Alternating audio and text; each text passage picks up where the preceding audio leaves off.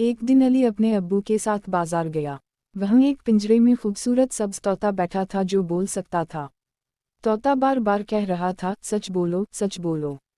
अली को वो तोता बहुत पसंद आया।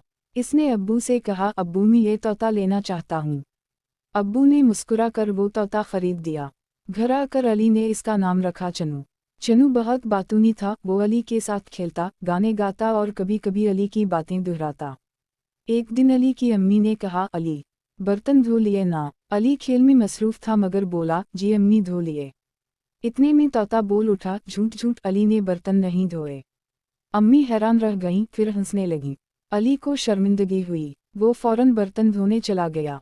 इसके बाद अली ने फैसला किया कि वो कभी झूठ नहीं बोलेगा। चनू खुशी से बोला, शाबाश अली, सच बोलना ही सबसे अच्छी बात है। इस दिन से अली और चनू दोनों सबके पसंदीदा बन गए। सबक: हमेशा सच बोलना चाहिए क्योंकि सच बोलने वाला सबका प्यारा होता है।